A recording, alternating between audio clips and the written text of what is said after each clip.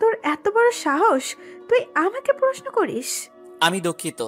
শোন, তোকে দিয়ে আমার কিছু কাজ আছে, কলেজ শেষে দেখা করিস।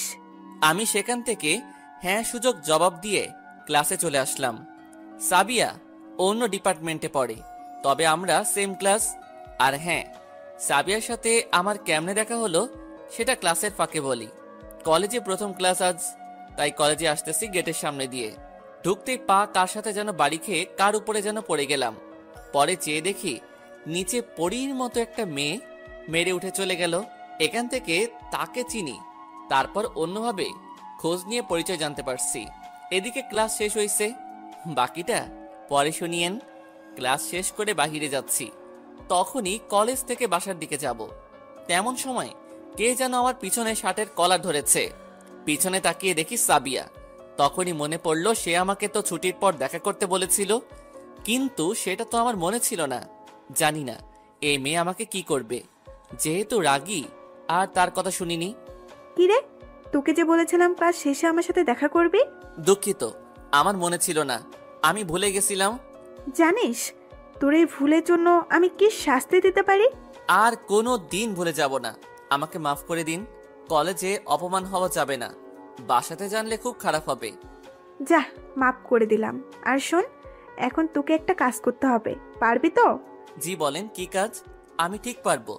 এই নে একটা চিঠি, ওই যে একটা আপুকে দেখতেছিস, তাকে গিয়ে দিবি। আচ্ছা ঠিক আছে। আমি চিঠিটা নিয়ে সামনের দিকে যাচ্ছি, আর ওর বান্ধবী মিলে হাসতেছে। কেন হাসতেছে জানেন? কারণ চিঠিটা লাভ লেটার, যেটা আপুর হাতে দিলে সে আমাকে চড় মারবে। আমি তার ছোট ক্লাসে পড়ি, কিন্তু আমার মাথায় একটা কথা ভেসে উঠল। কালকে তাকে প্রপোজ করেছিলাম বলে আমাকে চড় মেরেছিল, আজ আমি সেটার প্রতিশোধ নিব। আমি সাবিয়ার দেওয়া চিঠিটা নিয়ে আপুর কাছে এলাম। আপু, আপনার জন্য একটা চিঠি ছিল। কি চিঠি? আর আমি তো তোমাকে চিনি না।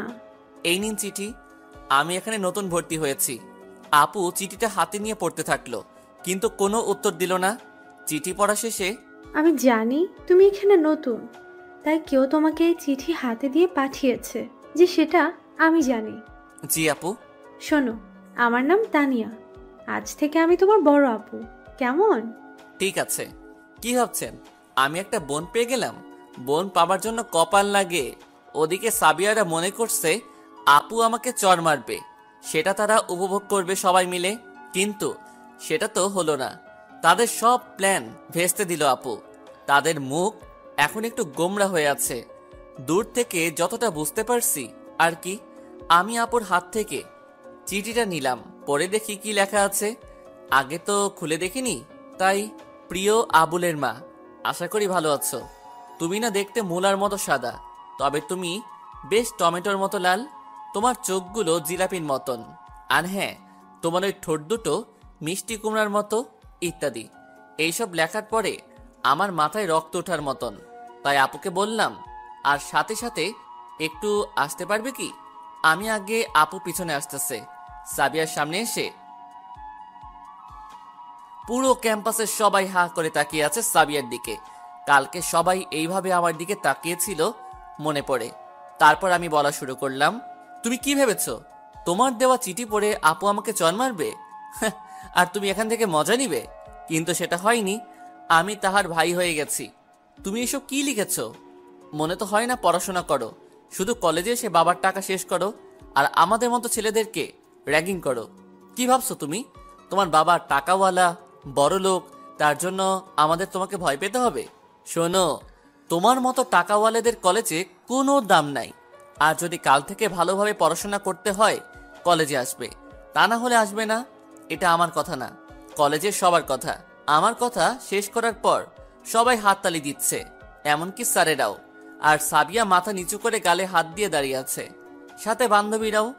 মনে পড়ে কালকে আমাকে এমন ভাবে রেখেছিলে, আজ আমি তোমাকে এমন ভাবে অপমান করলাম। সাবিয়া তার বান্ধবীদের সাথে করে গালে হাত দিয়ে কলেজ থেকে চলে গেল। আমি পরে বাসার দিকে আসলাম আপুকে বিদায় জানিয়ে।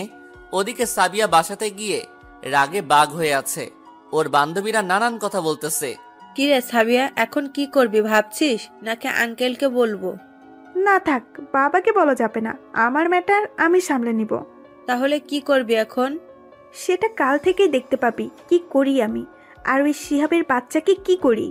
এদিকে আমার তো কেউ কোনো খবরই নেয় না বাসাতে। আর হ্যাঁ, আপনাদেরকে বলি, আমাকে সবাই কেন দেখতে পায় না। গত 1 মাস আগে আমার ভাবির মানে আমার চাচাতো ভাইয়ের বউ বাপের বিয়ে বাড়িতে গিয়েছিলাম। সেখানে ভাবির ছোট বোন আমাকে প্রপোজ করেছিল, আমি রাজি হই নাই।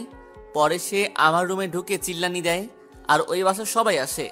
আমি নাকি তাকে জোর করে কিস করতে চাইছিলাম, তার শরীরে নাকি হাত দিতে চেয়েছিলাম। এইরকম একটা মিথ্যা কথা বলে আমাকে ফাঁদে ফেলে, আর আমার পরিবার সেটা সত্যি বুঝে নেয়। আমার কথা কেউ শোনেনি। এরপর থেকে কেউ আমাকে দেখতে পারে না। আগামীকাল কলেজে গিয়ে দেখি তানিয়া আপু। পরের দিন কলেজে গিয়ে আমি একদম চমকে গেলাম। আমি কাকে দেখতেছি? এটা সাবিয়া নাকি অন্য কেউ? অবাক হওয়ারই কথা, যে মেয়েকে কোনোদিন মডার্ন ড্রেস ছাড়া কলেজে আসতে একদিনও দেখিনি, সে কিনা আজ শাড়ি পরে আসতেছে। সত্যি বলতে সাবিয়াকে অনেক সুন্দর ও পরীর মতো লাগতেছে। আমি নিজে আরো একবার প্রেমে পড়ে গেলাম, কিন্তু প্রেমে পড়ে কোনো লাভ নাই। আমি একটা খ্যাত, আমার সাথে কেই বা প্রেম করবে? সেদিন প্রপোজ করে যে অপমানটি করেছে তা আজও মনে আছে। একটু পর আর তাকে দেখা হলো না, কই যেন মিলিয়ে গেল। কিন্তু তাতে আমার কি? তখনই তানিয়া আপু, কি খবর শিহাব? এমন করে কাকে দেখছিস? কি যে বলেন আপু, কাকে দেখব? ভালো, চল ওদিকে গিয়ে বসি। আমি আপুর সাথে ক্যাম্পাসের এক সাইডে গিয়ে বসলাম, আপু আর আমি। কিন্তু ওদিকে একপাশে তাকিয়ে দেখি সাবিয়া, কিন্তু ওদিকে লক্ষ্য করা যাবে না। আপু আমার পরিচয় জানতে চাইলো। আচ্ছা, তোর তো পরিচয়টা আমাদের এখনো দেসনি। আমি কি পরিচয় দেব বলো? আমি যে একটা খ্যাত। শোন, আমি না তোর আপু, মিথ্যা বলবি না। আসলে আমি এই শহরের ব্যবসায়ী আজিজুল রহমানের ছেলে। খুব ভালো কথা। এত বড় একজন ব্যবসায়ী ছেলে হয়ে তুই এমন খ্যাত হয়ে চলিস কেন? সেটা অনেক বড় কথা, পরে বলবো। তখনই আমার সামনে একটি অবিশ্বাস্য ঘটনা ঘটে, যা দেখে আপুও বটে অবাক হয়েছে। সাবিয়া এসে আমাকে, শিহাব, তুমি আমার চোখ খুলে দিয়েছো। আমি এখন তোমাকে ভালোবেসে ফেলেছি। আমি শুধু সব সময় তোমারই কথা চিন্তা করি। I love you. শোনো, আমার সাথে মজা করবে না। আমি তোমার সাথে কোনো মজা করতেছি না, সত্যি বলছি। সাবিয়ার এমন কথা শুনে আমিও আর থাকতে পারলাম না, তাকে সোজা রাজি হলাম। ও আপুকে বিদায় জানিয়ে সাবিয়ার আর আমি ক্লাসে গেলাম। আজ অনেক ভালো লাগতেছে, কারণ কেউ এই প্রথম আমাকে আপন করে নিল। ক্লাস শেষ করে সাবিয়ার সাথে একটু সময় কাটিয়ে বাসাতে চলে আসলাম। আমাদের সামনে পরীক্ষা, আমার কাছে 1 টাকাও নেই। আমাকে তো আর কেউ টাকা দেয় না। আপনাদের তো একটা কথা বলতে ভুলেই গেছি, আমার এক বন্ধু আছে রোমান। ওর বাবা মার সাথে গ্রামে বেড়াতে গেছে, তাই আপাদের বলা হয়নি। আমার যে কোনো সময় টাকা লাগলে রোমান দেয়। আমি ওকে বলি না, তাও কেমন করে যেন বোঝে যায়। রোমান আমার পুরো ঘটনা জানে। যদি বলি এত আমাকে টাকা দিস কেন, তখন বলে তোর প্রয়োজন তাই দেই, যেদিন আমার লাগবে সেদিন আমাকে দিবি, আগে তুই নিজের পায়ে দাঁড়া। কিন্তু আজ রোমানকে বলা যাবে না, কারণ পরীক্ষার ফি 5,000 টাকা। আমার পরিবারের কেউ আমার সাথে কথা বলে না আজ 2 মাস হয়। আমাকে কোনো পড়াশোনার খরচও দেয় না। দেখি আজ বাবাকে কথা বলে টাকা দেয় নাকি। বাবার কাছে গেলাম। বাবা, আমার একটা কথা ছিল। কি বলবি বল, সময় নাই আমার।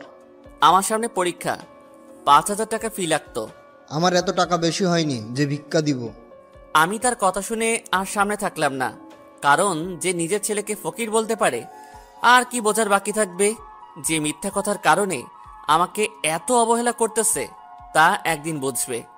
আম্মুর কাছে গেলাম। আম্মু, আমার পরীক্ষার কিছু ফি লাগবে। শোন, আমার টাকার পাহাড় নেই যে তোকে টাকা ভিক্ষে দেব। সেখানেও থাকলাম না, ভাইয়ার কাছে গেলাম। ভাইয়া, আমার পরীক্ষার ফিটা একটু যদি দিতে। শোন, আমার আগলা টাকা নেই, তাই তোকে দিব, যা ভাগ। দোস্ত, তোর আমার পরীক্ষার ফি দিছি, কোনো চিন্তা করিস না। ধন্যবাদ। এই বলে ফোনটা কেটে দিলাম।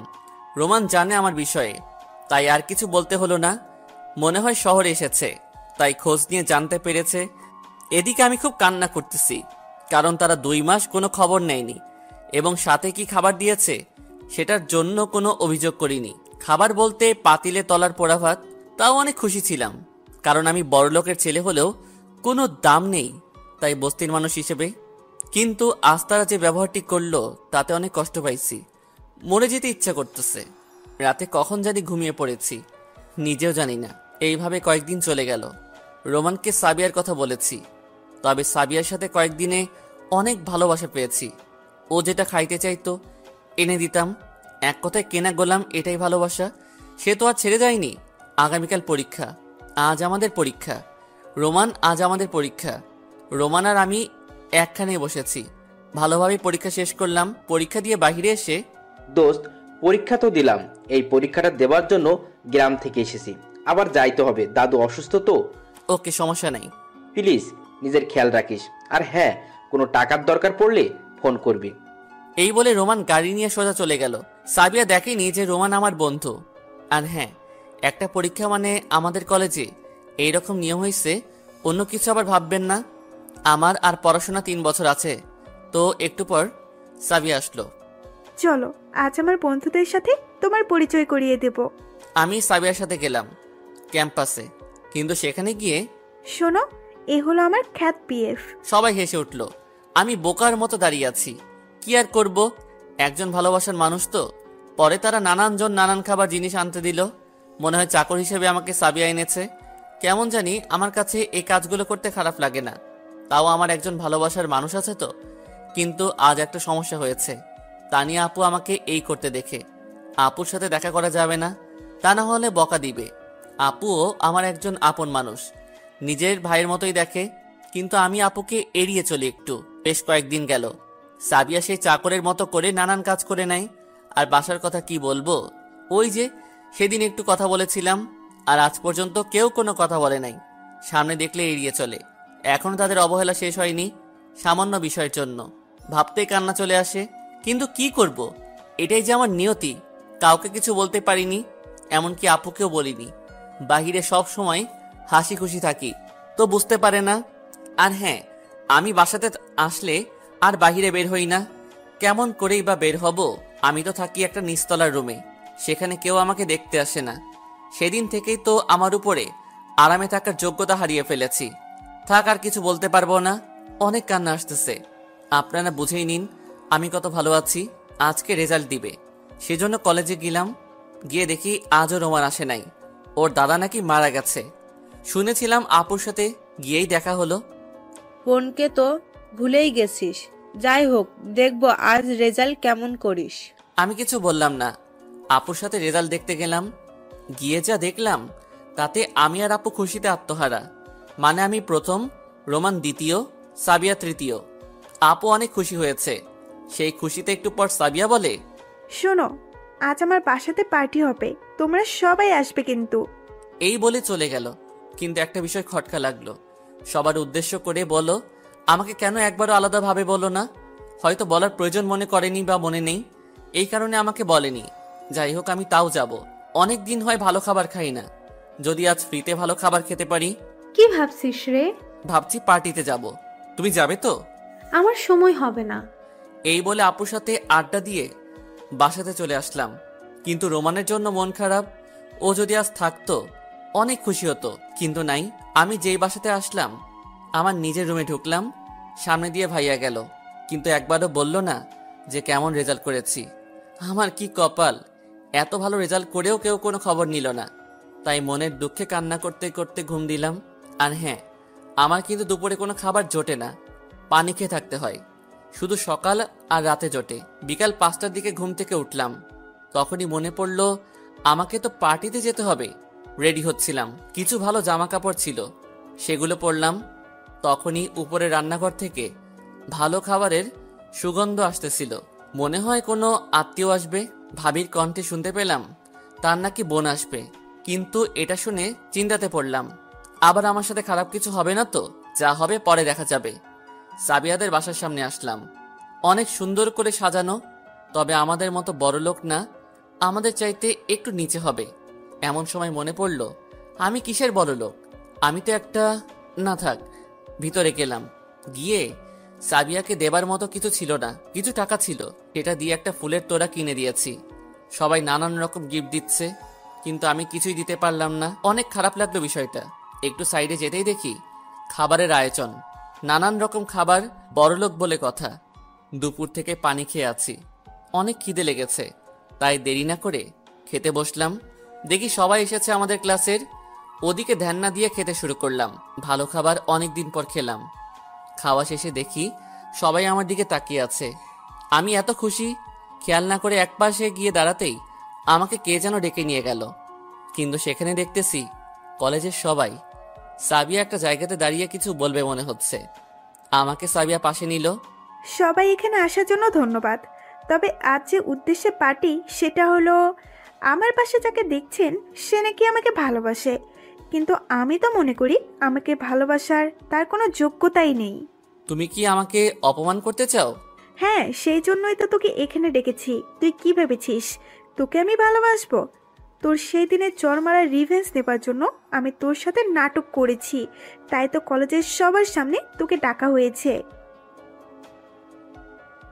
আর তুই তো একটা ছোট লোক, তোকে কেমন করে ভালোবাসবো আমি ভাবলি কেমনে? যেদিন আমার বাবার মতো বড় লোক হতে পারবি সেদিন দেখা যাবে। এরপর সাবিয়া দারোয়ান ডেকে আমাকে ঘাড় ধাক্কা দিয়ে বের করে দিল। আমি তখনও বোবা, কানে কিছুই যাচ্ছে না। কলেজের সবাই তো হাসাহাসি করতেছিল। আমার সব ইচ্ছা শেষ। আমি এত বোকা, আগে জানতাম না। যাকে এত ভালোবাসলাম সেও এত পর করে দিল। বোবার মতো হাঁটতে হাঁটতে বাসাতে আসলাম। আমার মাথায় কিছুই ঢুকতেছে না। নিজের রুমে এসে সাবিয়ার কথা ভাবতেছি। সে কেন আমার সাথে এমন করলো? কলেজের সবার সামনে আমাকে অপমান করলো। আমার মান সম্মানের কথা একবারও ভাবলো না। সত্যি বলতে ভুলটা আমার।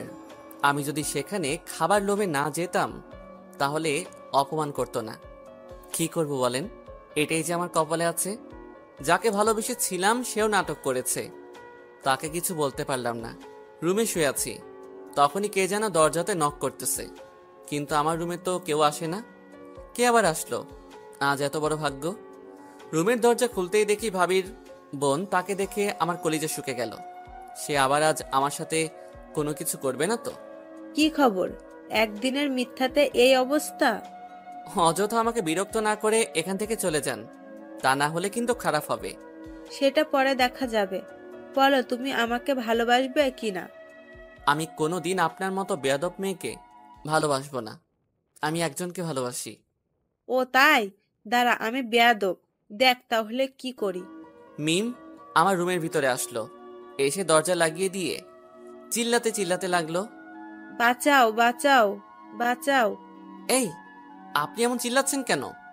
দেখ তোর অবস্থা আমি কি করি। আমি বুঝে গেলাম আজ থেকে আমার আর এই বাড়িতে থাকা হবে না। এর চিল্লানি এতক্ষণ আমার বাসায় সবাই শুনেছে। আমার আর কিছু করার নেই। আমাকে আজ সবকিছু সইতে হবে। একটু পর দেখি দরজাতে কেউ ধাক্কা দিচ্ছে। মিম গিয়ে দরজা খুলে দিল। দরজা খুলতেই দেখি ভাইয়া, ভাবি, বাবা, মা সবাই এসেছে। মিম ভাবির কাছে গিয়ে দাঁড়ালো। এখানে কি হয়েছে মিম? আপনার ভাই আমাকে দরজা দিয়ে জোর করে কিস করতে চাইছিল। এ কি মেয়ে বাবা, এত মিথ্যা কথা বলে? তোর মতো খারাপ ভাই থাকা মানে আমাদের সব মান সম্মান শেষ। তোকে আজ উচিত শিক্ষা দিব। কি আর করার, নীরবে সব সইতে হবে। কিছু করার নাই। আমার কথা যে কেউ আর শুনবে না। এই বেয়াদবটাকে আজ এমন শিক্ষা দেব যাতে কোনোদিন আর কোনো মেয়ের দিকে চোখ তুলে তাকাবে না। এই বলে ভাইয়া বাবা আমাকে ইচ্ছা মতো মারতে থাকে।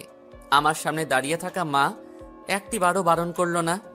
কেউ আমার কথাটা একবারও শুনলো না। আমাকে মেরে অজ্ঞান করে চলে গেল। পড়ে রইল নিথর দেহ। আমি আজ ভেবেই নিয়েছিলাম আমার সাথে এমন কিছু একটা হবে, সেটাই সত্যি হলো। আমি রুমে একা পড়ে রইছি, দেখার কেউ নাই। এখন ভোর 4টা বাজে। প্রায় 8 ঘন্টা পর জ্ঞান ফিরে এলো। যেখানে পড়েছিলাম সেখানে পড়ে আছি। কেউ একটি বারও দেখতে এলো না। তাই সিদ্ধান্ত নিলাম আমি এই বাড়ি ছেড়ে চলে যাব। যেখানে আমার কোনো দাম নাই সেখানে আমি কেন পড়ে নিজের জীবন শেষ করব? তাই আজ আমি এই বাড়ি ছেড়ে চলে যাব। কিন্তু আমার তো যাবার কোনো জায়গা নাই। যেখানে যাব সেখানেই সবাই এমন করবে। তা বাদে আমার কাছে একটা টাকাও নাই। যাই হোক, আমি চলে যাব। কিন্তু আমার শরীরের যে অবস্থা, হাঁটাই মুশকিল। তাও চলে যাব। যাওয়ার আগে 3 জনের নামে 3টা চিঠি লিখে রেখে গেলাম। একটা সাবিয়ার জন্য, বাবা মা ভাইয়ার জন্য। চিঠিগুলো আমার বিছানার উপর তাদের দেওয়া মোবাইলের উপর রেখে গেলাম, যদি কোনোদিন চোখে পড়ে। আর সাবিয়ারটা পোস্ট অফিসে দিয়ে গেলাম। এখন ভোর 5টা। কেউ ঠিকভাবে ওঠেনি। আমি শুধু একলা হাঁটতেছি। কোনো দিক দিয়ে কোন দিকে যাচ্ছি কিছুই জানি না। আর আসার সময় কিছুই নিয়ে আসিনি। প্রায় 1 কিলোমিটার হাঁটার পর দেখি তানিয়া আপু আমার সামনে। আমার অবস্থা দেখে আপু আমার কাছে ছুটে আসলো, কিন্তু আপু আমাকে দেখলো কেমনে? মনে হয় সকালবেলা জগিংয়ে বেরিয়েছে। আপু আমার কাছে এসে দাঁড়াতেই, কি রে শিহাব, তোর এই অবস্থা কেন? আমি কিছু বলতে পারতেছি না। মায়ের খাবার পর থেকে গায়ে কথা বলারও জোর নাই। কষ্ট করে হেঁটে চলে আসলাম। আমি কিছু বলতে না পেরে সোজা অজ্ঞান হয়েছি। কিছু বলতে পারলাম না আপুকে। যখন জ্ঞান ফিরল তখন দেখলাম একটা সাজানো গোছানো রুমে, আর গায়েও একটু ব্যথা কম। কিন্তু আমি কই? একটু পর দরজাতে তাকিয়ে দেখি আপু আর তার সাথে 2 জন লোক আসলো। মনে হয় মা বাবা। কি রে, কেমন আছিস? ভালো, কিন্তু আমি এখানে কেন? তুই আমাদের বাসার সামনে এসে জ্ঞান হারাস, তারপর তোকে এখানে আনি। কিন্তু তোর গায়ে এগুলো কিসের দাগ? কিছু না আপু। বাবা, তোমার আপু কিন্তু অনেক চিন্তায় আছে। বলো, এগুলো কিসের দাগ? থাক বাবা, আমি যদি ওর আপু হতাম তাহলে সত্যিটা বলবে। আসলে আপু, তারপর সব খুলে বললাম। কিন্তু আপু কান্দে কেন? সাথে তার বাবা মাও। আপু কান্দো কেন? আর আমাকে চলে যেতে হবে? কই যাবি আর কার কাছে যাবি? হ্যাঁ, যেদিকে 2 চোখ যাবে। তুই কোনোখানেও যাবি না। তুই আজ থেকে আমার নিজের ভাইয়া হয়ে এখানে থাকবি। শোনো শিহাব, তুমি আজ থেকে আমাদের সাথে থাকবে। তুমি আমার ছেলে। যারা তোমাকে এত কষ্ট দিয়েছে তাদের কাছে কেন যাবে বলো? শোনো বাবা, তোমাকে যে তোমার বাবা ভাই মিথ্যা কথা শুনে এমন করেছে, তোমাকে অবহেলা করেছে, তাদের সবাইকে শিক্ষা দিতে হবে। তোমরা আমার ভাইটাকে কি খাবার দিবে না? দেখতে পাচ্ছ না, না খেয়ে আছে। আমি তো ভুলেই গেছি। চলো সবাই। আমি এতক্ষণ কিছুই বলতে পারি নাই, তাদের কথা শুনছিলাম। এই দুনিয়াতে তাহলে এইরকম মানুষও আছে যারা কিনা আমার মতো অসহায় ছেলেকে এইভাবে কাছে টেনে নেয়। খাবার খেয়ে আপু আমাকে রুমে নিয়ে আসলো। আচ্ছা, তুই কি এত বোকা যে নীরবে সব সয়ে গেলি? কি করব বলো, তারা যে ছিল টাকাওয়ালা, আমি তো সাধারণ হয়ে গেছি। বুঝলাম, কিন্তু সাবিয়া? আমি আপুকে সব খুলে বললাম। আপুকে খেয়াল করে দেখলাম সে কিছুটা রাগান্বিত হয়েছে। তোকে আজ যারা এইভাবে অপমান অবহেলা করেছে, তুই তাদেরকে তার পাল্টা জবাব দিবি। কিভাবে আপু? তোকে ওসব চিন্তা করতে হবে না, বাবা সবকিছুর ব্যবস্থা করবে। এখন ঘুম দে, কেমন? আপু এই বলে রুম থেকে চলে গেল। আজ যদি আমার এমন একটা বোন থাকতো তাহলে। যাই হোক, এইটাও তো আমার আপু। সত্যি বলতে আপু আমাকে অনেক ভালোবাসে। সেই যেদিন থেকে পরিচয় হয়েছে। ওদিকে সাবিয়া চিঠিটি পেয়েছে। চিঠি খুলে দেখে, প্রিয় সাবিয়া, আশা করি ভালো আছো, কিন্তু আমি ভালো নেই। বেশি কথা বলবো না, শুধু বলবো আমি তোমাকে অনেক ভালোবেসেছিলাম, কিন্তু তুমি সেটা বোঝো নাই। একদিন ঠিকই বুঝবা। সেদিন আমাকে খুঁজবে, কিন্তু পাবে না, কারণ আমি যে আজ অনেক দূরে চলে যাচ্ছি। আর হ্যাঁ, তুমি আমাকে ছোট লোক বলেছিলে না? আমি ছোট লোক না, আমি একজন বড় লোক ছিলাম। তবে বলতে পারি 2 বছর পর ফিরে আসবো। যদি ভালোবেসে থাকো অপেক্ষা করিও 2 বছর। ইতিখ্যাত। আমার চিঠি পড়ে সাবিয়া কিছুটা ভাবতে লাগলো। আমি কি তাকে অপমান করে কোনো মজা পাইছি, নাকি আমি সবার কাছে ছোট হইছি? আর আমি তাকে এত অপমান করলাম, কিছুই বললো না সে। নিশ্চয়ই এর মধ্যে কোনো রহস্য আছে। যাই হোক, আমার তাই কি। এদিকে আমি আপুদের বাসাতে বেশ আরামে আছি। মনে হয় বাবা মাকে পেয়েছি। বেশ কয়েকদিন হয়ে গেল আপুদের বাসাতে। আমি এখন পুরোপুরি সুস্থ। অসুস্থ থাকার কারণে কয়েকদিন কলেজে যাইনি। আপুও কলেজে যায়নি। তার ভাইকে রেখে নাকি কোনোখানে যাবে না। আমি নিজের পরিবারের কথা ভুলেই গেছি। কে অমন পরিবারের কথা মনে করবে বলেন, যারা নিজের ছেলের কোনো কথাই বিশ্বাস করে না, অন্য কথা শুনে নাচে। ওদিকে কয়েকদিন আমাকে কেউ দেখতে না পেয়ে আমার রুমের দিকে খোঁজ নেবার জন্য যাচ্ছে। কেননা আমি যদি রুমে থাকতাম তাহলে নিশ্চয়ই বাহিরে একবার হলেও তাদের সামনে পড়তাম, কিন্তু পড়িনি। আর আমি যদি মরে গেলেও গন্ধ বাহির হইতো, কিন্তু আমার কোনো খবর নাই। আর হ্যাঁ, ভাইয়ের শালি এখন আমাদের বাসা থেকে যায় নাই। সবাই মিলে আমার রুমে আসলো। দরজা খুলে দেখে আমি নাই। আমি তো আগে চলে এসেছি। সবকিছু রুমে ঠিকঠাক আছে, শুধু মানুষ নাই। তার পরিবর্তে 2টা চিঠি দেখা যাচ্ছে মোবাইলের নিচে। চিঠি দুটো তুলে হাতে নিয়ে বাবা, একটা ভাইয়া, একটা নিল। তারপর, প্রিয় বাবা, আমার সালাম নেবেন। আমি আপনার এমন হতভাগা ছেলে যে কিনা আপনাদের মুখের সামনে দেখে বাবা বলে ডাকতে পারি নাই। জানেন, আপনি যে কারণে আপনার ছেলেকে অবহেলা করেছেন তা ছিল একদম মিথ্যা। আমি কোনোদিন ভাইয়ার শালিকে কিছু করতে চাই নাই। সে আমাকে প্রেমের প্রস্তাব দিত বারবার। আমি রাজি হই নাই বলে সে এমন নাটক করেছে। আর আপনারা আমার কোনো কথা না শুনেই তার কথা শুনেছেন। একটিবারও আমাকে কিছু বলতে দেন নাই। আমি সব কিছু মেনে নিয়েছি, কিন্তু কষ্ট পেয়েছি কোন দিন জানেন? আপনারা আমাকে দুবেলা কুকুরের খাবার খাওয়ান, তাও মন খারাপ করিনি। কিন্তু যখন সামান্য পরীক্ষার ফির জন্য আমাকে ভিখারি বানিয়েছিলেন, সেদিন খুব কষ্ট পাইছি। কারণ মানুষ ভিখারিকেও এমন করে বলে না। আর আপনি জানেন কি, আমি এই বছরে আপনাদের ডিপার্টমেন্ট প্রথম হয়েছি। যাই হোক, আর কিছু বলবো না, শুধু একটা কথাই বলবো, আমি নির্দোষ, আমার কোনো দোষ নাই। আর হ্যাঁ, তোমরা ভাইয়ার শালিকে কিছু বলবে না, কারণ সে আমার ছোট বোন। আমি তাকে বোনের চোখে দেখেছি। আর আমাকে খুঁজেও কোনো লাভ হবে না। আমি এতক্ষণে এই জায়গা থেকে অনেক দূরে চলে গিয়েছি। ইতি নাম নাই। চিঠি পড়ে বাবা ভাইয়া দুজনে অনেক কান্না শুরু করে দিল। তাদের কান্না দেখে ভাবি একটা চিঠি পড়ে মাকে শোনালো। তারপর তারা দুজনে কান্না শুরু করলো, কারণ চিঠি দুইটাতে সেম কথা লেখা। এই চিঠি পড়ে তারা নিজেকে নানান কথা বলতে লাগলো, কিন্তু বলে কোনো লাভ নাই। আজ আমার নিজের কারণে আমার ছেলেকে হারিয়ে ফেললাম। কিন্তু কোনো লাভ নাই। আমি আর তোমাদের কেউ না। আমার নতুন পরিবার পাইছি, তাদের কোনোদিন ভুলতে পারবো না। ওদিকে আমাকে কয়েকদিন না দেখে সাবিয়া কেমন জানি শূন্যতা অনুভব করতেছে, আর ভাবছে আমি কি তাহলে সত্যি শিহাবকে ভালোবাসি, না এটা হতে পারে না। নানান বিষয় নিয়ে ভাবতে থাকে, শুধু আমাকে নিয়ে ভাবে। কোনো লাভ নাই চান্দু, আমি আর তোমাকে কোনো দিন আপন করে নিব না। এখন বর্তমানে আজ আপুকে অনেক রাজি করিয়ে কলেজে পাঠালাম আমার ডিপার্টমেন্টের খবর নিতে। আপু কলেজ চলে গেল, আমি মার সাথে আড্ডা দিতেছি। বাবা অফিসে গেছে। বাবা মা মানে চিনলেন না, আঙ্কেল আন্টি। এখন বিকাল, আপু কলেজ থেকে আসার পালা। কিন্তু আপু যখন কলেজ থেকে এলো, তার মনটা দেখি ভীষণ খারাপ। মনে হয় কোনো খারাপ খবর আছে। আপু, তোমার মন খারাপ কেন? কি হয়েছে? কিছু না, তুই তো আর আমাকে আপু বলতে পারবি না। ধুর, তুমি কি আবল তাবল বলছো? কি হয়েছে বলো তো? আপু মার কানে কি যেন বলল, নিমিষে তার মনটাও খারাপ হলো। আমি ভাবতে লাগলাম আমার পরিবার থেকে আর কোনো খবর পাইনি তো। মা, তোমাদের হয়েছেটা কি? বলবা কি কিছু? তুই আর আমাদের হলি না রে। তুমি কলেজ থেকে বিদেশে যাওয়ার স্কলারশিপ পেয়েছো। আগামী 8 তারিখে তোমার ফ্লাইট। সবাই খুব খুশি, আমি মন মরা। কারণ আজ 4 তারিখ, আর 3 দিন বাকি আছে। মনটা একেবারে খারাপ হয়েছে। সবাইকে ছেড়ে কেমনে যে চলে যাব। আর আপুকে ছাড়া এক মুহূর্ত কাটে না। তাকে কেমনে ছেড়ে যাব? আমি তোমাদেরকে ছেড়ে কোনোখানে যাব না। তুই যাবি না, তোর বাপ যাবে। ঠিক আছে, তবে বাবাকে পাঠাও, আমি যাচ্ছি না। এই কথা বলতে আপু একটা দৌড়ানি দিল। সোজা বাহিরে আসলাম, আর আমাদের কাহিনী দেখে তারা দুইজন হাসতে থাকলেন।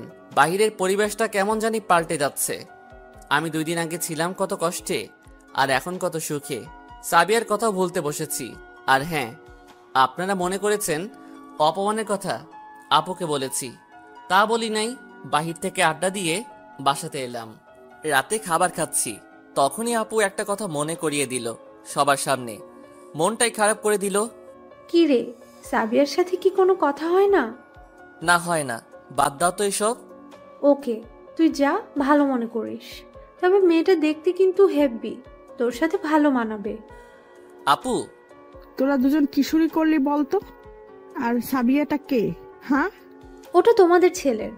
আপুকে আর কিছু বলতে দিলাম না। না মানে আমার বন্ধু। এইভাবে দুষ্টমির মাধ্যমে খাবার খাওয়া শেষ হলো। আগে নিজের বাসাতেও ভাইয়া ভাবির সাথে কত মজা করতাম খাবার টেবিলে, কিন্তু সেগুলো আর মনে পড়ে না। অবহেলা সইতে সইতে এমনই হয়েছে যে আমি কে আর আগে কোথায় ছিলাম সব ভুলে গেছি। পরের দিন সকালবেলা ঘুম থেকে উঠে দেখি বাসাতে অনেক ভালো ভালো খাবার রান্না করা হচ্ছে, কিন্তু কিসের জন্য? আর কে আসবে? আপু, আজ বাসাতে কে আসবে? আর এত আয়োজন কেন? সময় মতো দেখতে পাবি, যা ফ্রেশ হয়ে নে আগে। কেন যে একটা বলতে গেলাম। যাই হোক, আবার খিদেও লেগে গেছে।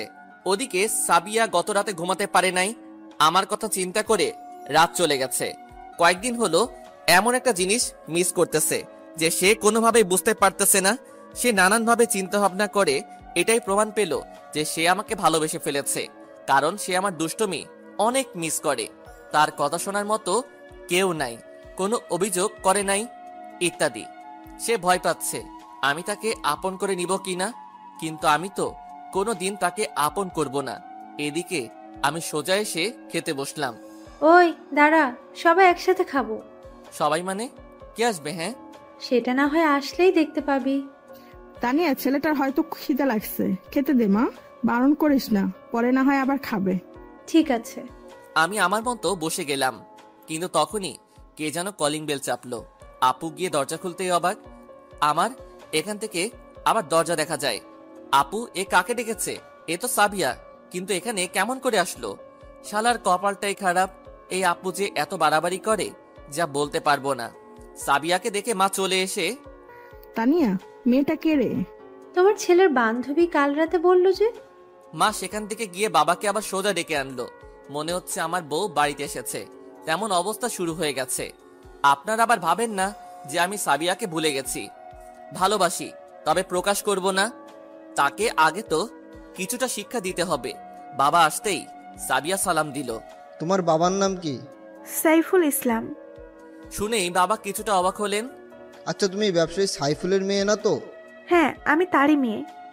আরে বলো কি, ও তো আমার সেই বন্ধু। বলনি তো তার মেয়ে আছে? শোনো, তোমরা পরে গল্প করিও, আগে খেতে চলো। খেতে এসে সাবিয়া কিছুটা অবাক হলো, কারণ আমি এখানে থাকবো সে কোনোদিন ভাবতেই পারে নাই। আমার সামনে এসে বসলো, কিন্তু কোনো লাভ নাই। আমি তাহার দিকে তাকাচ্ছি না, আমি নিজের মতো করে আছি। সাবিয়া আমার সাথে কথা বলার জন্য নানা চেষ্টা করতেছে, কিন্তু পাচ্ছে না। সে কেমনে কথা বলবে? আমি তো তাকে কোনো সুযোগ দিতেছি না। শোনো সাবিয়া, তুমি হয়তো অবাক হচ্ছ তোমাকে কেন ডেকেছি। আর হ্যাঁ, শিহাব আমার ছোট ভাই। জানি আপু।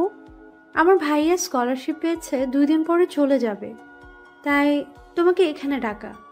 সাবিয়া আর কিছু বলতে পারতেছে না। যাকে যেমন ভাবছিল সে তেমন না, তার চাইতে বড়। সাবিয়া আড্ডা দিয়ে চলে গেল, কিন্তু আমি তার সাথে একবারও কথা বলি নাই। আপু বিষয়টা লক্ষ্য করেছে বটে। ওদিকে আমার ভাইয়া কলেজে খোঁজ নিয়ে জানতে পারে আমি বিদেশ চলে যাচ্ছি, কিন্তু আমি কলেজে আসি না, তাই আমার কোনো খবর পেল না। বাসাতে এসে বাবাকে বললে বাবা খুশিতে আত্মহারা হন। কিন্তু লাভ কি? তাদের ছেলে তো আর তাদের কাছে নাই। এই কথা মনে হতেই নিমিষে সব খুশি চোখের পানিতে পরিণত হয়। কান্নায় ভেঙে পড়েন। তাদের ছেলেকে অবহেলা করেছিল, সামান্য 5,000 টাকা দিতে পারে নাই। সেই ছেলে আজ কিনা বিদেশে পড়তে যাবে, ভাবা যায়? ভাইয়া কিছুটা শোকাহত হয়ে তার শালিকে চর মারতে চায়, কিন্তু মারতে পারে না। তাকে যে আমি ছোট বোন মেনেছি। ভাইয়া তার শালিকে সব খুলে বলে। সেটা শোনার সাথে সাথে সে ভাইয়ার কাছে ক্ষমা চায়। আর হ্যাঁ, আমি 2 বছরের জন্য বিদেশে চলে যাচ্ছি, মনে থাকবে তো? আবার পরের দিন আপু, শোনো, কোনো মেয়েদের দিকে তাকাবি না, আর শুধু পড়াশোনা করবি। সব ঠিক আছে, কিন্তু তোমাদের ছেড়ে যাইতে ইচ্ছে করতেছে না। ভালো একটা কাজ কর, তোকে যাওয়া লাগবে না। আরে ছেলেটার সাথে রাগ করতেছিস কেন? তুই কি ওকে ছাড়া থাকতে পারবি না বল? পারবো না মানে? অবশ্যই পারবো। আমার যখন বিয়ে হবে তখন তো থাকতেই হবে। ইস কি শখ! তোমাকে কে বিয়ে দিবে? হ্যাঁ, যে বিয়ে করতে আসবে তাকে। এই কথা বলেই সেদিনের মতো দৌড় দিল। চলো আপু, আশপাশটা একটু বেড়ে নেই। চল। আমরা বেড়াতে কলেজে যাচ্ছি। আর হ্যাঁ, আমার সব কাগজপাতি আপু ঠিক করেছে। পাইছি একটা আপু। কলেজে যেতেই দেখি সাবিয়া আমাকে দেখে আমাদের দিকে আসতেছে। শোন, তুই সাবিয়ার সাথে কথা বল, আমি আসতেছি। আমাকে একা রেখে চলে গেল। যার সামনে আমি আসতে চাই না সে আমার সামনে বারবার চলে আসে। শিহাব, তোমাকে কিছু বলার ছিল। জি, কি বলবেন বলেন। না মানে, বলতেই আমি সেখান থেকে সোজা বাসাতে আসলাম। আমার এমন কাহিনী দেখে আপুও পিছনে আসলো। বাসাতে এসে রাতে, তুই কি ভেবেছিস আমি কিছু জানি না? আমি সব জানি। একটা না হয় ভুল করেছে, তার জন্য এমন করিস? এখন ঘুমাবো, কালকে সকালে যাইতে হবে আমাকে, মনে নাই? এই বলে ঘুমের দেশে গেলাম। পরের দিন সকালে সবকিছু রেডি, সবাই প্রস্তুত। রেডি হয়ে বিমানবন্দরে এলাম, কিন্তু এখানেও মাথাটা গরম হয়ে গেল। সাবিয়া এসেছে, আপু কাজ পায় না, কিছু না, শুধু বিরক্তিকর। আমি সবাইকে বিদায় জানিয়ে যাওয়ার জন্য রওনা দিলাম। আমি এখন বিমানে। সবার কথা মনে পড়তেছে, সবচাইতে বেশি আপুর কথা। আর নিজের পরিবারের কথা কেন যে মনে পড়ে না বুঝি না। আমি ইংল্যান্ডে এসেছি, নেমেছি, আমাকে নেবার জন্য একজন এসেছে। এইভাবে এখানে অনেকদিন কেটে গেল। আমি আমার পড়াশোনা নিয়ে ব্যস্ত। আপুর কথা মতো কোনো মেয়ের দিকে তাকাই নাই। আপুর সাথে প্রতিদিন কথা হয়। বাসাতে থাকতেও যেমন শাসন, এখানেও তেমন। তবে মাঝে মাঝে একটি অচেনা নাম্বার থেকে ফোন আসতো। পরিচয় চাইলে সাবিয়া বলতো, তখনই ফোন কেটে দিতাম। তার মায়াতে জড়াতে চাই না। আপু বলেছে সাবিয়া নাকি আগের চাইতে শুকিয়ে গেছে, আর প্রতি রাতে নাকি আমার জন্য কান্না করে। সে নাকি এখন আমাদের বাসাতেই থাকে, কিন্তু কোনো লাভ নাই, আগে আরো কষ্ট পাক। 2 বছর পর আজ আমার আশা 2 বছর পূর্ণ হলো। আমার পড়াশোনাও শেষ। আমি এখন বাংলাদেশে যে কোনো কলেজে একটা বড় পদে চাকরি নিতে পারবো। আমি আজ একজন বড় লোক, সেটাই মনে হচ্ছে। আপু বলেছে একটা সারপ্রাইজ আছে নাকি আমার জন্য, আর এই 2 বছরের নিজের পরিবারের কথা ভুলেই গেছি। জানি না তারা এখন কেমন আছে। আমি দেশে আসব কাল, আপনারা কি কেউ নিতে আসবেন না? প্রিয় পাঠকগণ, দেশে আসতেছি। কেমন? আমার পড়াশোনা শেষ, বিদেশের মাটিতে এখন দেশে ফেরার পালা। কিন্তু চিন্তা করতেছি একটা সারপ্রাইজ দিব। তখনই আপুর ফোন। শিহাব, কবে দেশে আসবি রে? এই তো আর কয়েকদিন পর, সমস্যা নাই, ফোন করে জানাবো। মনে থাকে যেন। আচ্ছা ঠিক আছে। এই বলে ফোন কেটে দিলাম, কারণ সারপ্রাইজ দেবার আমি আজকেই দেশের উদ্দেশ্য করে রওনা দিব। পরের দেশে বহুত থাকছি, এবার নিজের দেশে যাব। কিন্তু আমি সব ভুইলা গেছি, আমার যে একটা অতীত ছিল। যাই হোক, দেশে গিয়ে বাকিটা দেখা যাবে। কিন্তু যখন বাহির হব তখন অচেনা নাম্বার থেকে ফোন আসে। হ্যালো, কে বলছেন? কোনো কথা নাই। শোনেন, আপনার সাথে নীরবতা পালন করার আমার সময় নাই। আমি আমার দেশে যাচ্ছি। ফোন কেটে দিলাম। দিয়ে এ মা, এটা দেখি বাংলাদেশের নাম্বার। তাড়াহুড়াতে সব কি হইয়া গেল। আপু আবার অচেনা নাম্বার থেকে ফোন। দেয়নি তো কে ফোন দিল? নিজের বাবা নাকি সাবিয়া? তাড়াহুড়াতে সব গন্ডগোল বাজাই দিলাম। যাই হোক, আমার তাই কি, সোজা বিমানবন্দরে এসে ফ্লাইটে উঠে রওনা দিলাম। পৌঁছাতে বাংলাদেশ সময় সকাল 9টা। ঘুম ভাঙলো জানি না, কতক্ষণ ঘুমাইছিলাম। দেশে আসার আনন্দ সব ভুলে গেছি। জানালা দিয়ে তাকিয়ে দেখি কেমন জানি সকালের আলো দেখা যাচ্ছে। তখন পাইলট বলল, আমরা এখন বাংলাদেশের মাটিতে অবতরণ করব। ওদিকে আমার বাসা খুব সুন্দরভাবে সাজানো হয়েছে। সকাল থেকে অনেক আয়োজন চলছে। সাবিয়া আমাদের বাসাতে এসে নাকি এগুলো আয়োজন করতেছে। নিজের হাতে নাকি রান্নাও করেছে। কেউ কিছু বললে বলে সারপ্রাইজ আছে। আমি বিমানবন্দর থেকে সোজা বাহিরে আসলাম। বাহিরে এসে কেমন জানি একটা অনুভূতি হচ্ছে। নিজের দেশ আর অন্যের দেশ কখনো এক হয় না। তেমন সময় একজন আমার ব্যাগটা নিয়ে মাইক্রোতে উঠালো। আরে ভাইয়া, করতেছেন কি? আমি তো আপনাকে চিনি না। আরে চলুন, আমাকে আপনার চেনা লাগবে না। এই বলে জোর করে গাড়িতে উঠিয়ে নিয়ে গেল। শহরটা অনেক পরিবর্তন হয়েছে, আগের মতো আর কিছু নাই, অনেক উন্নত হয়েছে। একটু পর খেয়াল করলাম গাড়িওয়ালা এক চিরচেনা রাস্তাতে নিয়ে যাচ্ছে। তার মানে আমি দেশে আসব। সেটা তাহলে কি ভুলক্রমে সাবিয়াকে বলে ফেলেছি? হায় রে কপাল, যাকে এত ঘৃণা করি তাকেই বলেছি। সে তো বাসাতে সব বলে দিয়েছে। আমি সাবিয়া কিন্তু ঘৃণা করি না, অনেক ভালোবাসি। কিন্তু তার সাথে তো একটু প্রতিশোধ নিতে হবে সেদিনের কষ্টের জন্য। বাসার সামনে এসে গাড়ি দাঁড়ালো। আমি তো অবাক হই তাকিয়ে আছি। বাসাটা আজ এত সুন্দর করে সাজানো। যখনই ভিতরে যাব তখনই একটা মেয়ের সাথে ধাক্কা খেলাম। মেয়েটা দেখতে সেই সুন্দর, মনে হয় আসমানের পরী। কিছুটা সাবিয়ার মতো দেখতে লাগে। কে জানে কে এটা? দুঃখিত আপু, আমি দেখিনি। সমস্যা নাই, কিন্তু আপনি কে? না মানে আমি শিহাবের বন্ধুর। আপনি কে? আমি সাবিয়া। এ মা, মাইরা ফেলাইছে। এটা সাবিয়া হয় কেমনে? এত সুন্দর, আগে তো এত সুন্দর ছিল না। তা বাদে আমার জন্য নাকি প্রতিদিন কান্না করতো। চোখের নিচে তো কালো দাগ থাকার কথা। আর হ্যাঁ, আপনারা কি ভাবছেন আমাকে কেন চিনতে পারলো না? শোনেন তাহলে, আমি আগের চাইতে অনেক স্মার্ট হয়ে গেছি। আগে চেহারা দেখলে মনে হবে ওটা অন্য কেউ। তখনই মনে হলো ড্রাইভার চিনলো কেমন করে? তার মানে আপু জানতো আমি আসবো। ভিতরে আসলাম। ভিতরে দেখি কারো জন্য অপেক্ষা করতেছে বাবা, মা, আপু। আমি ভিতরে গিয়ে সারপ্রাইজ। তখন সবাই মুচকি হাসলো। আপু কানটা ধরে, তুই কি মনে করেছিস আমি জানাবো না তুই আজকে আসবি? না মানে সারপ্রাইজ দিতে চাইছিলাম। তুমি কেমন করে জানলে? কাল থেকে যখন সাবিয়া বাড়িতে এসে সব কিছু নিজে সাজাতে লাগলো তখনই বুঝে গেছি। কিন্তু সাবিয়া কই? কি যে আমি কি জানি? সেটাই, তোকে তো চিনতে পারবে না। তুই অনেক পরিবর্তন হয়েছিস। তখনই পিছন থেকে কে যেন বলল, হ্যাঁ, চিনব কেমন করে? তোমার ভাই তো মহানায়ক।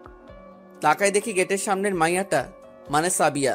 আমি সেদিকে খেয়াল না দিয়ে বাবা মাকে বললাম, কি ব্যাপার, তোমরা এত শুকাই গেছো কেন? আরে কি যে বলিস তুই? শুধু বাবা মাকে বলো, আমি তোর কে হই? আরে আপু, তুমি তো আরো মোটো হইয়া গেছো।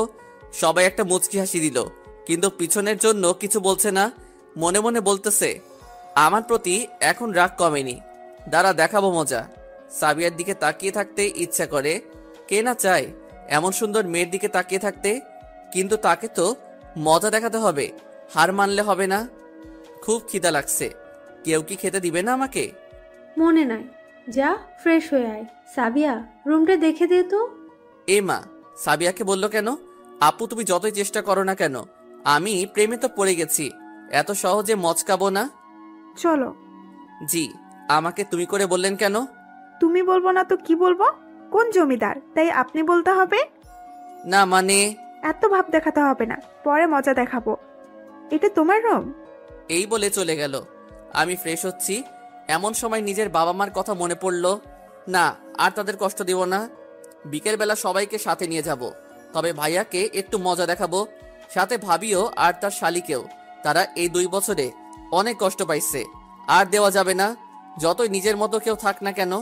খাবার টেবিলে নানান রকম আইটেম দেখতেছি, দেখে জিভে পানি চলে আসলো। খাবার শেষ করলাম, কারোর সাথে কোনো কথা নাই, খাবারটা অনেক ভালো হয়েছে।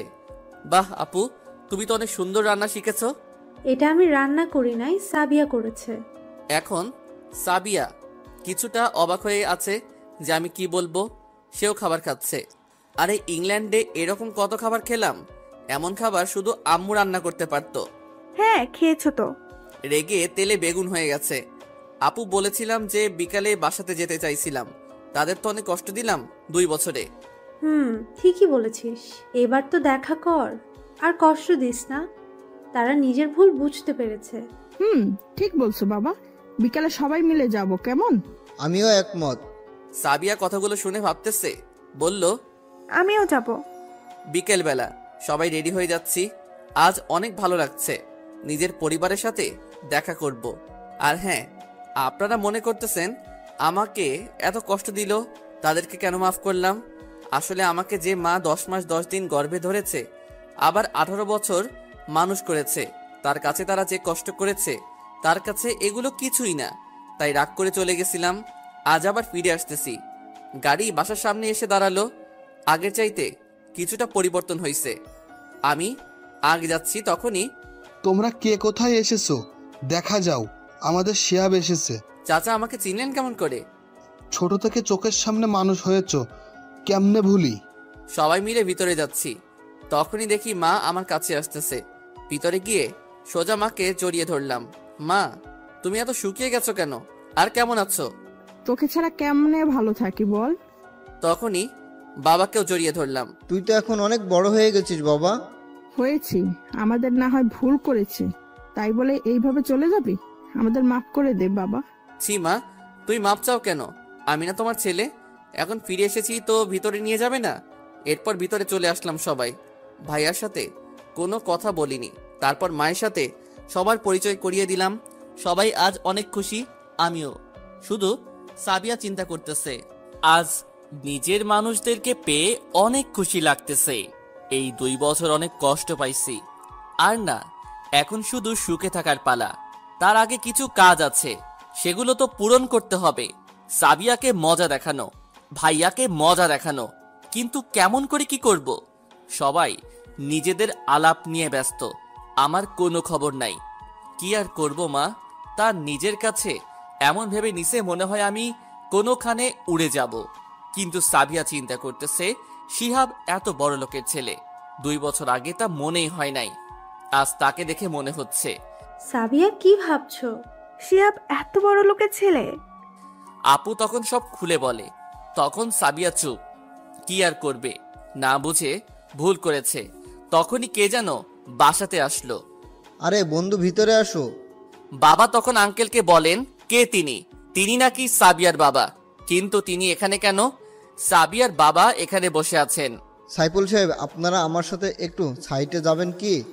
এই বলে আঙ্কেল আন্টি বাবা মা একটা রুমে চলে গেল। কি যেন গোপনীয় আলাপ আছে, তারা আলাপ করতেছে। আমি সাবিয়ার বাবা, সে আপু ভাই ভাবি বসে। তখনই শিহাব, একটু এক সাইডে যাবি ভাই? কি করব বড় ভাই বলে কথা, আপুও ইশারায় যাইতে বলো। চলে আসলাম। ভাই, আমাদের মাফ করে দে, না বুঝে তোর উপরে অনেক অপমান করেছি, প্লিজ মাফ করে দে। আমি কি করব এখন নিজেও বুঝতেছি না। নিজের ভাই এমন ভাবে বলবে তা কোনোদিন ভাবতে পারি নাই। আমাকে ভাবতে দাও কি করা চাই, কাল বলবো। তখনই দেখি ছোট একটা বাচ্চা, মনে হয় ভাইয়ার মেয়ে, তাকে কোলে তুলে নিয়ে বাহিরে আসলাম। ঠিক আমার মতন হয়েছে, বসে আছি, সবাই উপস্থিত। যেটা বুঝতে পারছি আমার ভাইয়া নিবে এখন, কারণ সবার মুখে হাসির ছাপ দেখতে পাচ্ছি। শিহাব, এখন কি করবি বাবা? পড়াশোনা তো শেষ করলি। দেখি কি করা যায়। সঠিকভাবে বলো, তা না হয় আমার কোম্পানিতে যোগ দাও। আরে না আঙ্কেল, আমার একটা চাকরি হয়েছে, মানে আমাদের কলেজে আমি আমার ডিপার্টমেন্টের প্রধান হিসেবে চাকরি নিয়েছি, যেটাতে সাবিয়া পড়ে। কলেজ থেকেই আমাকে অফারটা দিয়েছে, তাই রাজিও হয়েছি। তো ভালো, এখন মূল কথায় আসি। তো আজিজুল সাহেব, আসল কথাটা বলেন আপনি। বলছিলাম যে সাবিয়া তো আমার বন্ধুর মেয়ে, দেখতেও অনেক ভালো, সব কিছুতেই ভালো, আমাদের বেশ পছন্দ। আমরা চাই তুমি সাবিয়াকে বিয়ে করো। তোমার বাবা মা মিলে আমরা এটা ঠিক করলাম, সাবিয়ার বাবাও রাজি আছে। এই কথা শোনার সাথে আমি সোজা চাঁদের দেশে চলে গেছি। শালা ভাবছিলাম মজা দেখাবো, তারপর গলায় ঝুলাবো। মজা দেখানোর আগেই ঝুলাই দিতে চাই, এটা অন্যায়। কিছু বলতেছি না, শুধু ভাবতেছি। শিহাব, আমরা সবাই রাজি, তুমিও রাজি হও বাবা। তুমি না বড়দের সম্মান করো? রাজি হও বাবা, এমন লক্ষ্মী মেয়ে কই পাবে বলো, যে তোমার অনেক খেয়াল রাখতে পারবে। শালা তাহলে আপু এই সারপ্রাইজের কথা বলেছিল। শালা শয়তান মাইয়া, তাই জন্য বলে তোকে দেখাবো মজা। সাবিয়ার দিকে তাকাই দেখি খুশিতে ভাসতেছে, তার সাথে আপুও। যদি রাজি হই তাহলে এই মাইয়া তো আমারে শেষ করে দিবে। কি করব ভাবতেছি, আমি একলা হয়ে গেলাম। ভাবিও দেখি তাদের দিকে। তুমি আমাদের একটুও ভালোবাসো না, তাই? আর কিছু বলতে দিলাম না, আমিও বুদ্ধি পাইছি। আমি রাজি, তবে রাজি বলার সাথে সাথে খুশির বন্যা বয়ে গেল।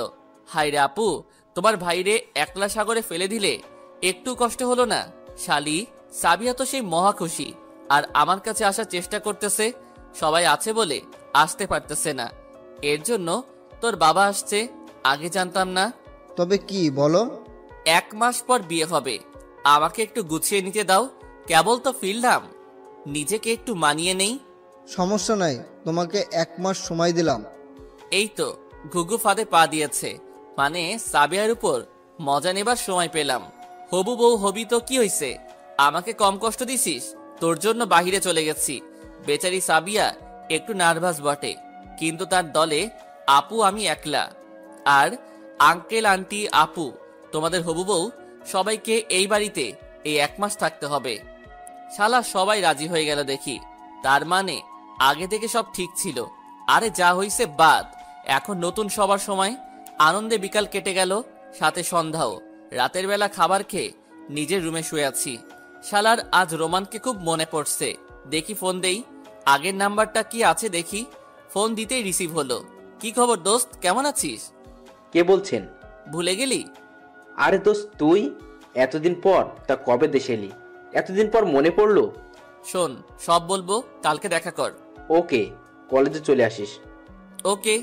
ফোন কেটে দিলাম। তখনই দেখি সাবিয়া আমার রুমে এসেছে। কি খবর, আপনি এখানে কেন? আমার স্বামীর রুমে আমি এসেছি, তোমার কি? শোনেন, এখনো বিয়ে হয়নি, এত দরদ দেখাতে আসবেন না, আগে বিয়ে হোক। আমার প্রতি তোমার রাগ এখনো কমেনি? কিসের রাগ?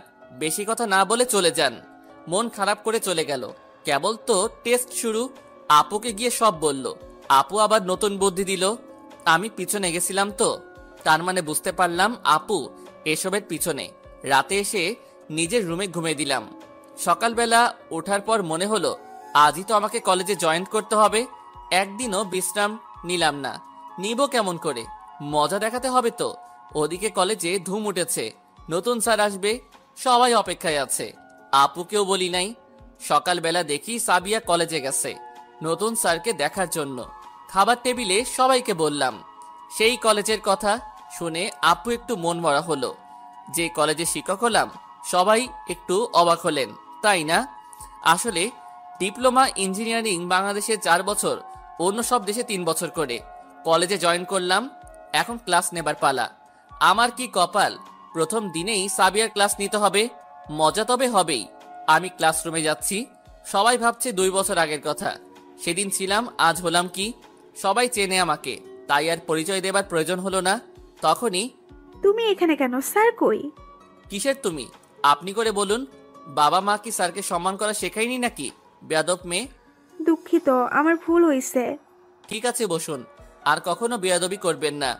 সাবিয়া কিছুটা অপমান বোধ করলো। কান্দ কান্দ হইছে, কেবল তো শুরু। আস্তে আস্তে দেখো কি করি। আজকের মতো ক্লাস শেষ করে বাসাতে আসলাম। সাবিয়া দেখি আমার আগে এসেছে। আমি নিজের রুমে আসলাম সোজা, কারোর সাথে কোনো কথা বললাম না। রাতে খাবার খেলাম সবার সাথে, কিন্তু সাবিয়াকে দেখলাম না। একটু চিন্তিত হলাম বটে, তাই খোঁজ নিতে ওর রুমের দিকে গেলাম।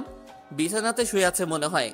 আসলে তখন এমন করে বলতে চাই নাই, সবার সামনে তুমি করে বললে তো, তাই কিছুটা রেগে গেছিলাম। I am really sorry.